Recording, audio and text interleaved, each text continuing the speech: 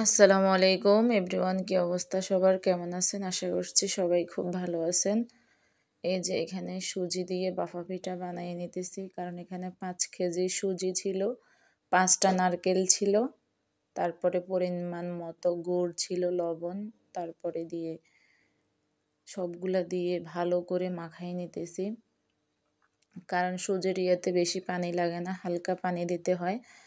তারপরে এখানে গুড়ের সাথে সাথে হালকা একটু চিনিও দিয়ে দিয়েছি, যেহেতু গুড়ের পরিমাণটা কম ছিল, মিষ্টি হবে না, সেজন্য এখানে চিনিটা দিয়ে দিয়েছি। কিন্তু চিনিটা দেওয়ার পরে দিয়ে হালকা একটু প্রায় আধা ঘন্টা 1 ঘন্টার মধ্যে এগুলার এভাবে রাখে দিতে হবে। রাখি দেওয়ার পরে দিয়ে সবগুলা ভালো করে নেড়ে নিতে হবে। এই যে এখানে দুধের গুঁড়াটাও দিয়ে দেওয়া হয়েছে, কারণ দুধের গুঁড়াটা দিলে এই যে দুধের গুঁড়াটা দিলে অনেক ভালো হয়, অনেক টেস্টি আসে। দুধের গুঁড়া সব জায়গায় দিলেই ভালো হয়। এই যে এখানে ছাইয়া পিঠা বলি আমরা, এই যে গোল গোল ছাইয়া পিঠা বলি, ওইগুলার কার্যক্রম চলতেছে। নারকেলগুলারে কুচি কুচি করে নিচ্ছি। এই যে এখানে আমি সবগুলো আস্তে আস্তে দিয়ে দিচ্ছি।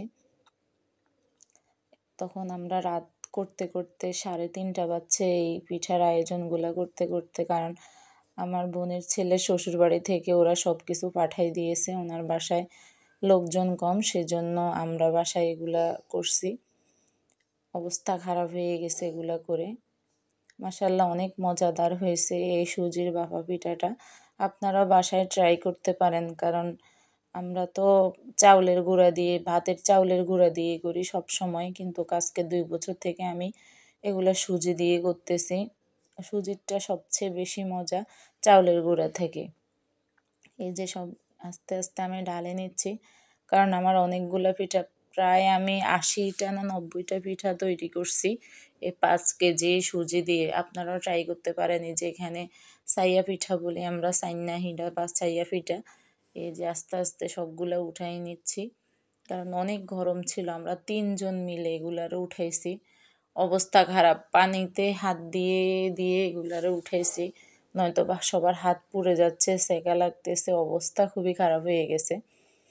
কিচ্ছু করার নাই, সবাইকে তো দিতে হবে, সেজন্য করছি, তৈরি করছি আমরা সবাই। এই যে আবার সবগুলা দিয়ে দিচ্ছি,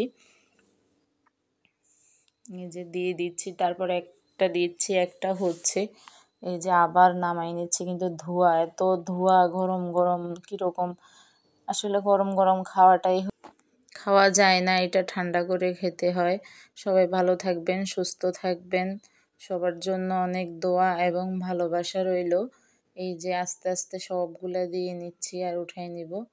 আল্লাহ হাফেজ, সবাই ভালো থাকবেন। আসসালামু আলাইকুম।